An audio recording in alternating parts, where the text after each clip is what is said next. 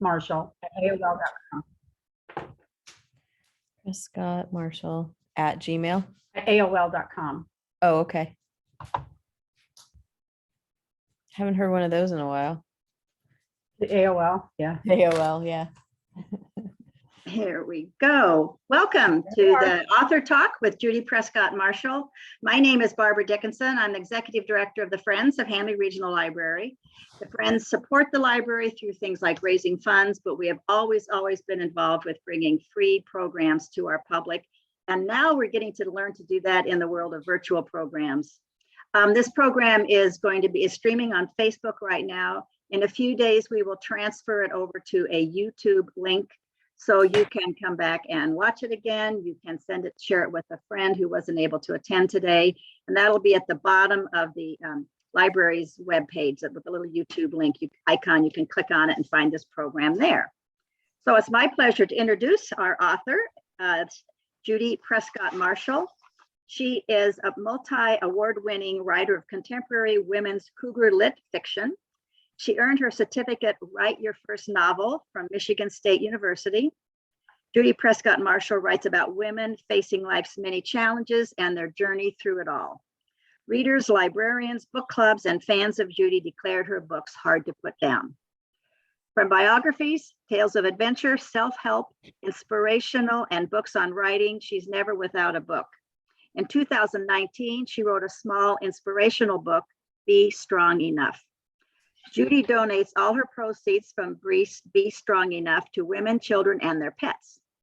She believes everyone should have a safe home, food on their table, and clean clothes to wear. In 2021, she released her debut novel, Still Crazy.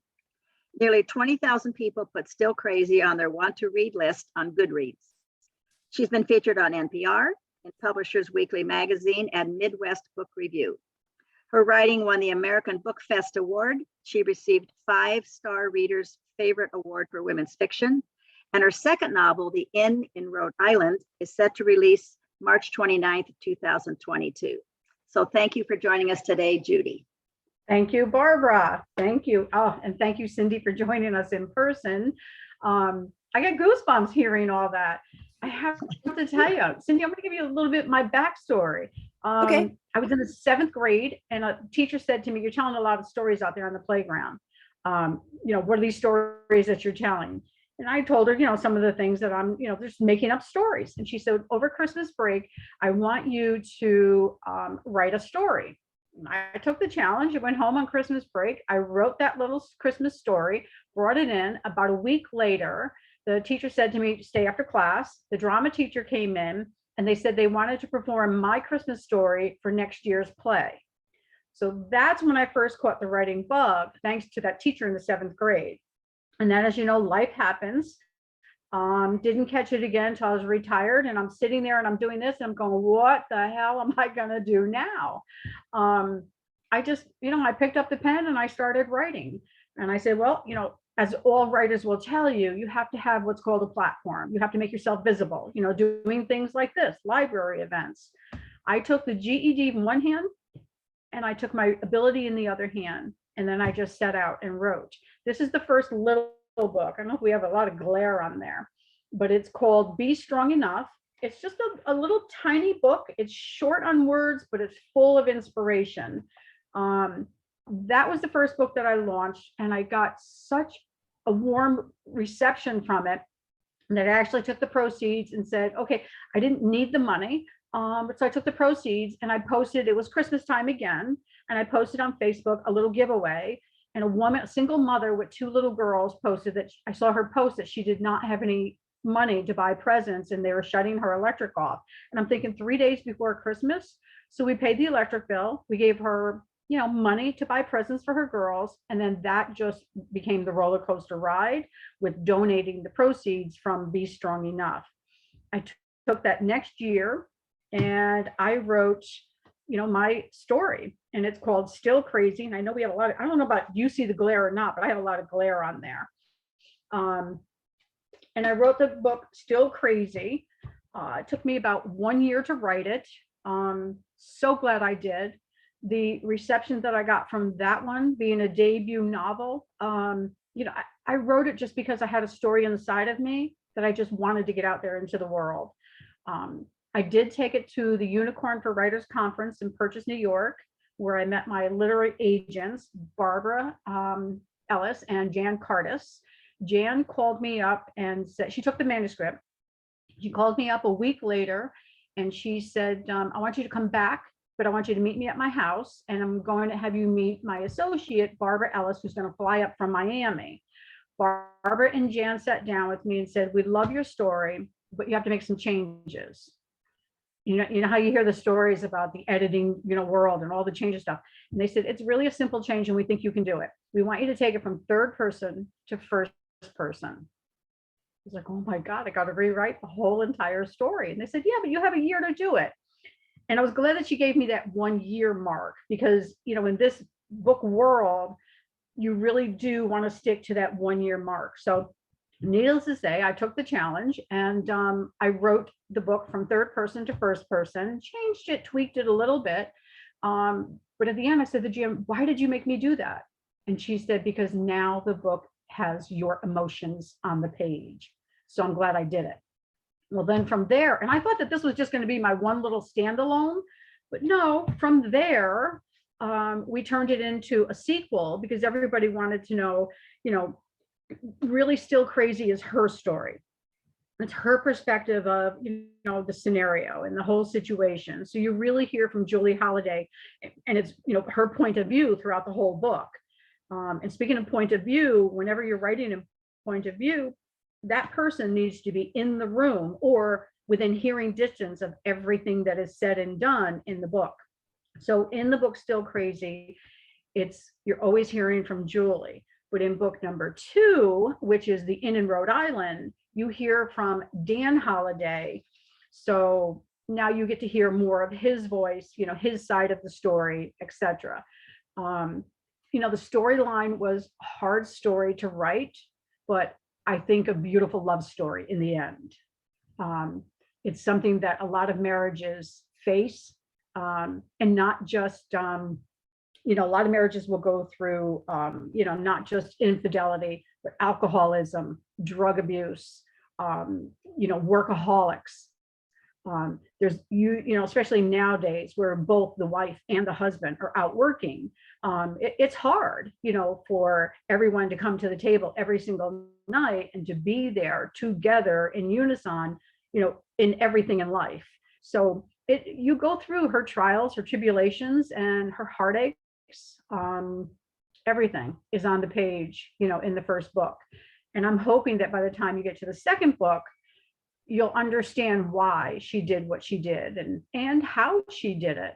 I interviewed 100 men and said, why?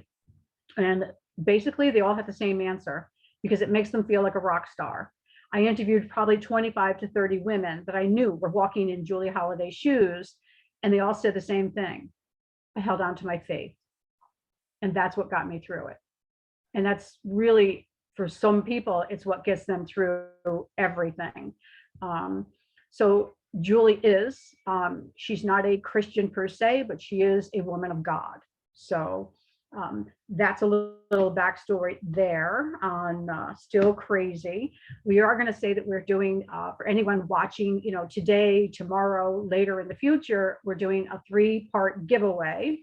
The first one, all 3 books are going to be given away. They're all going to be signed by me with bookmark and then little goodies. And then today, because Cindy attended with us today, Cindy's going to receive nails from Color Street to say thank you for joining us. So Barbara and I weren't, whatever. Yeah.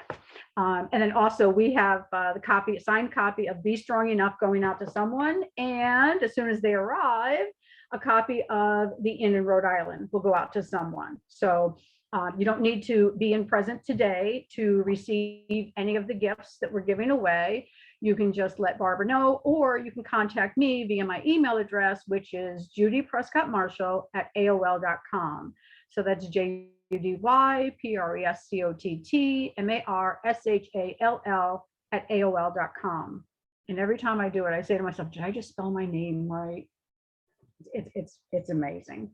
But So this is my studio that you're looking at. It is a wreck because we are we're a little over a month from launch day for the Inn in Rhode Island. I do have a street team, so I have all the book swag behind me. It's insane, but it's intense. But you know what? I am so glad that at the age of 62, I started doing this. It gives me so much pleasure, so much joy every single day, from doing the marketing, the advertising, the writing, the editing, the book promotions, these library events, attending book club meetings. It just, it warms my heart. It gives me a purpose. So I can't thank people like Barbara Dickinson enough, for all that they do. In fact, I have to tell you a little bit about my backstory. It's on my website. And I left it out because I'm like, well, I can't have Barbara read that part. When I was growing up, I was one of 8 children, and I was actually the last child born in the house. There wasn't any money to go to the bookstore. There wasn't any money to even go to a book fair to buy a book. So literally every single weekend, I lived at my local library. I would just, walk there by myself. If you were looking for me, just go to the library. That's where you would find me. And even my librarian in my high school, we're very close, extremely close. She would always recommend books for me to read, pretty much, let me do whatever I wanted to do in that library. And I'd sit there with those stack of books and she'd be like, you can't take them all out. I'm like, I'm going to read half of them before I go. Loved hanging out in my local library.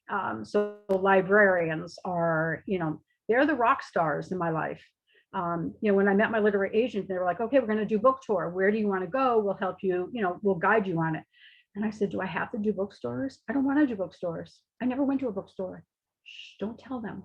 I said, I want to do libraries. And I am just so thankful because I'll tell you, from day one, I think I started my book tour back in January of last year when the book came out March 30th. Still Crazy came out on March 30th. I started in January, and I started with libraries, and that's all I've been doing is library events. Typically maybe 1 or 2 a week I've been doing. And again, as Barbara said, my book, over 20,000 people, or almost 20,000 people, have put Still Crazy in their want to read list. So, for a debut novelist, it's pretty good, and I tell you, I have the librarians to thank for that, because every time a library says, yes, we'll host your event, whether no one shows up or one beautiful person named Cindy shows up, guess what? It gets out there. So if you have a writing bug, or if you think maybe one day you want to become a writer, call your librarians. They are your best friend. They're the ones wearing those Jimmy Choos, and they're opening doors for, the little women like me. So I cannot thank the librarians enough. With all my heart, I thank them. So, all right, Cindy, you're up. You have any questions? Wait, you gotta put your mic on. I think I'm muted. There you go. Oh, she Okay, muted thank you, you. Cindy. So one of the things that occurred to me when you were describing writing the sequel was, did you find it more challenging to write from the point of view of a man? In order for Dan to get his voice out there,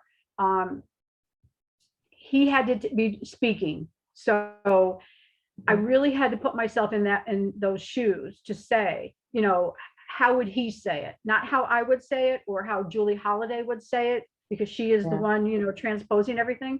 No, so I'm going to tell you my secret. My secret is every single person in that book is someone that I either lived with or related to, or they're a good friend of mine. The children in the book are actually my dogs, my previous dogs. So it's their personalities that you see. But when you get to Dan Holliday, he is someone that I know personally, and it's his voice, it's his personality that you see and hear.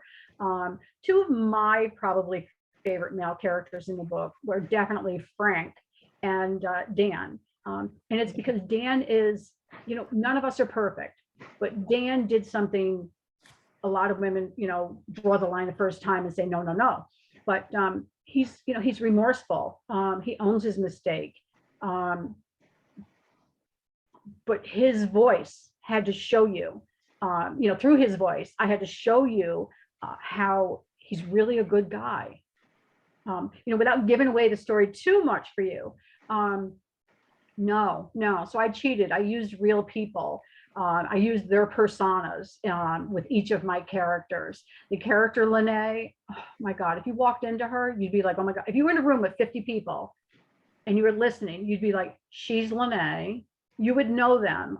I'm hoping, but and I say that because my literary agent Jan Carter, she actually came to my writing studio, came to my house, and the two images that I used was Jesse and my husband Dave, my husband Dan, Dave. And when she met, the three men pulled up. My husband is in construction, and when these men pulled up, right away she knew which one was Jesse, and she just wanted to give him a big old hug. She knew who he was, because of the story. So it's, I'd like to thank that teacher from the 7th grade. And of course, I called Shaker Junior High School and, told them the story and said, can I get a copy of that play? And they're like, don't you think the drama teacher's dead? And I'm like, they're like, how old are you? I said, 62. They're like, I said, no, don't you got to have a record of it. Long story short, I never got a copy of the story, never got a copy of the teacher, because it was that teacher who reached out and saw something in me, and just, nudged me along enough to plant that seed in me. It didn't sprout until I was 62, but what else do you have to do when you retire? So, Judy, we've got a couple, this is also on Facebook. We got a couple questions through the Facebook chat. Both of them say how glad they are that you followed your passion. And a little bit, you've talked a little bit about this, how you kept from either putting it on the back burner, letting life take over, deal with a difficult maybe chapter or transition, how you kind of kept your energy and your artistic level healthy throughout the book writing. When I'm writing, time stops. It is my love, my passion. It's my go-to. Some people go to, turn to chocolate, turn to coffee, have children. I don't have children. This is my escape. I am blessed, that my husband, when he built this huge garage in the front, I have my own writing studio. So I have a 900 square foot studio, complete with, its own bedroom. It's got a laundry room, bathroom, living room, kitchen. So it's complete. I did break my foot 2 years ago. So I can tell you that it is 97 hops from my main house to the studio across the lawn. That was brutal. But on one foot, thank God for yoga, right? So I am blessed to have my own studio. But when I come here, I have a little sign that I put on the door that says "Do not enter." Writer at work. So, and it's a beautiful thing. I don't, that nobody bothers me per se. Of course, there are those little interruptions and things. The phone does ring. You can't stop it. Husbands want to eat. But when I'm writing, literally my time stops and I just enjoy it. Typically, I start writing about 7 in the morning till about 11 o'clock. And then I usually break for lunch and then I'll come back. If I'm not in the mood to continue writing, I'm either researching, I'm tweaking a character, or I'm rereading what I just wrote, or I'm doing my sales and marketing. But as I said, every detail, I love every detail of what I'm doing. So wonderful. Well, there's yeah, that's great. We have lots of, in my professional life here, lots of author talks, and I think I was sharing with Judy, lots of people who come think they've got a book in them or a story that they'd like to turn into a book, and they're not sure whether it's other people would read it. So that's why I was curious how she keeps that spark going in her. So Judy, what do you read for fun? Are there authors or genres that you go to just to kick back? I have a stack, and it's very eclectic. One of my favorite, I started with Jude Devereaux, Joan Collins, or no, it was Jackie Collins. It was her sister, Jackie. She wrote Scruples. That was the book that I think got me where I said, I want to write. Didn't pick up the pen yet. Barbara Delinsky is probably one of my old-time favorite, but also Nicholas Sparks and Richard Paul Evans. if you read my writing and you've read Richard Paul Evans or Nicholas Sparks, you'd say I can see a little bit of them in her writing. They're my true inspiration. In Publishers Weekly magazine, they compared me to Debbie McComber. I'm telling my heart races just thinking to be in the same sentence as her. Yeah, I'm just amazed by it. If anything, like my little book, Be Strong Enough, it's a little inspirational book. And I'm saying at 64 now, if I can inspire one person to live your dream, live your best life at any age, if I can do it, you can do it. The old saying, at 62, I picked the pen up and I just told you, earlier, I don't know if everybody caught it or not. I only have a GED. But what I did was I said, I bought all of the books. I have a complete bookshelf of books on writing. If this is something that you want to do, learn the craft, pick it up and learn the craft. If you want to learn to play the saxophone, you got to learn how to read music. Don't let an age stop you. Just live your dream, do what your heart is calling you to do. Yeah, and of course, I have an editor. And we do the rewrites, and she crosses the T's for me, dots the I's. And just like the big 5 publishing houses out of New York City, they have top-notch writers, including the James Patterson. Sorry, James. You pick the book up, and in the first chapter, there's 2 errors. There's a dropped word and a misspelled word. And they have the best of the best editors working for them. Mistakes are going to happen. Don't look at the mistakes. Don't look back. Just go forward, pick the pen up, and damn it, write your next book and just keep going. Like I said, from writing to learning to play the saxophone, if you said, you know what, I'm not flexible anymore at 64, I need to do something to take care of myself, start doing yoga. Go to YouTube, pull it up on YouTube, and just get out there and start doing it. It doesn't matter what it is. Never stop living your life. Yeah. Great advice. I've gone to, I'm in a book, I'm only one book club. I'm in a book club. And after I finish the book, I go to YouTube, find an interview with the author, but it's a treat. It's only after I finish the book, because I don't want it to impact my opinion of the book by what somebody says. So Cindy, do you have any more questions? I didn't mean to take over. I'm curious what you're retired from. What were you doing before you started writing? I actually owned a flowers. I owned a florist to begin with, and then I turned it into a flower and garden shop. I had a 2,600 square foot greenhouse. So I was doing that for about 15 years. And then prior to that, I was actually in sales and marketing, which I think does help my writing career, the sales and marketing background. I worked for Metropolitan Life and Dime Savings Bank. So that taught me to knock on doors, don't take no for an answer, to keep doing, to keep going, keep moving, that type of aspect. But I was successful, with the flower and garden business. My back just said no more lifting. I just could not do it anymore. But I didn't stop there. So I'm sitting at home and I'm like, okay, I can't sit still. I have to do something. So I actually placed an ad on Craigslist, Meticulous Housekeeper Seeks Work. And I did housekeeping for 5 years for a private family, because I said I just needed something mindless to do without hurting my back. But that, lasted just so long. It was a 2-story house, the laundry baskets up and down. And eventually it just came time for me to just say, okay, I need to fully retire. I need to just not work. And I think that lasted maybe 6 days when I said, I think I'm gonna write now. I think now I'm gonna, hopefully tap into this calling of mine. Yeah. So, and I just, I started with, I created everything myself. I said, okay, if I'm going to do a character, I need a character sheet. I don't know where I came up with the idea. So I wrote down a character sheet, and I would write down, what's the character's name going to be? How old are they going to be? What do they look like? I developed a character sheet, and then I developed other sheets, like a timeline. I always write in a timeline. My stories always start in March and they always end about a year later. Or within that time frame. So just I always have what I call my little cheat sheets, and they're hanging up all over the place here. Yeah, and now it's getting even deeper, because it's just, I think I'm probably going to take the series into a 4-book series. I think that's probably long enough for these characters. And then what I try to do is I try to bring in one new character in each story, but yet intertwined the existing characters to bring them to life a little bit more. I like to have them trickle themselves out onto the page.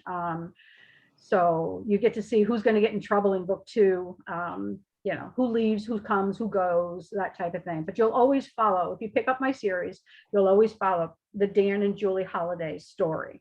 So. Very nice. Sounds like you are working in terms of hours more than when you had your previous professional life, but now it's Judy, what Judy wants. And Right. I mean, sometimes I get up at 4 o'clock in the morning because a character will wake me up and say, yeah, or an idea will strike, or.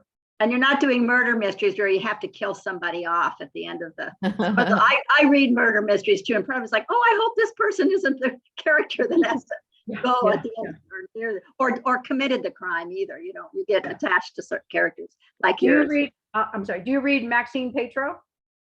No. She's good. She writes with James Patterson, but Maxine Petro is from here in New York. She's right in Millbrook, New York. Okay. I actually did a garden tour with her. Fabulous murder mystery. And, she writes it from a female perspective. Love her writing. Yes, she did endorse my second book because she read the first. So I'd like to give her a little plug there too. So how do you spell her? Could you spell her last name? Is it Petro? Petro. Oh, PA. Okay. Thank you. Yeah. Thank you. Yeah. But everybody wants to get, advice from people, other readers, and what do you like and who do you recommend? And Petro. Yeah, Maxine Petro. She's very good. Very good. I think she's up to 22, 23 in her book series. Yeah. And they're always different and new, but fabulous writer. Yeah. Thank you. I got to see her writing studio, and, she gives me pointers. And so I have to tell you, writers are just fabulous people. A lot of people think they're untouchable. They're not. I mean, just really just amazing, open arms, she was really fabulous with me, the guidance and stuff. Another person, the very first person who ever read my manuscript with all of its chicken scratch in it was Ellen Levine, who was one of the first female editors for Hearst magazines. Ellen, yeah. I mean, for Cosmopolitan, right down to recently picking up, Oprah called her and said, I want you to, be the editor in chief for my old magazine. Whoa. Yeah. And then from that, it was the Pioneer Woman. She, guided her for her magazine.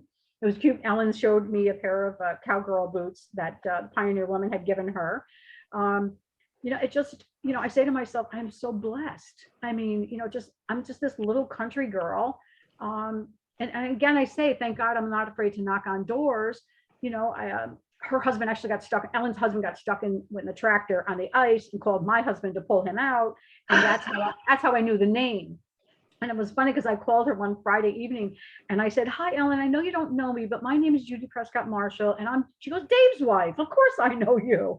So I said, well, I just wrote a book and I would love it if you would just skim through my manuscript. She goes, I'm on my way up from New York City now. I'll meet you in the country in about an hour and a half. And then she turns, she goes, Dick, how long before we get to the house? He said, give me 2 hours. And I said, well, I'm actually at work. Can I meet you tomorrow? And she said, what time is good for you? This woman who has Oprah on the other line, said yes to little Judy. I was amazed. I brought it up to her. She read it. And just from there, it's just been a fireball. It's just, That's great. And that's what we need. We need people like you, Barbara. We need people like Cindy, chiming in. Yeah, just to say, yes, we support you. Every little bit helps. I'm a firm believer of a woman never knocks another woman down. So if I pick up a book and if I absolutely did not like it, and this is just me, you'll never see me write a negative review. Maybe I won't even write a review, but I'll always, hopefully, do that in return, give that love and that support in return to fellow writers, etc. So Yeah, so I'm very, very grateful for, where I've come from and where I'm at right now, especially in the writing community. It's a wonderful place to be. Yeah. Well, thank you so much, Judy, for joining us. Thanks. Those of you who are registered will get a copy of this link coming later. If any of you through Facebook have questions, please contact me at the Handley Regional Library. I'll be glad to, send you Judy's contact information. I appreciate your time and thank you for joining us, Cindy, and hope you all have a wonderful weekend. Find more good books to read. Bye-bye. Thank you. Bye. All right, the end.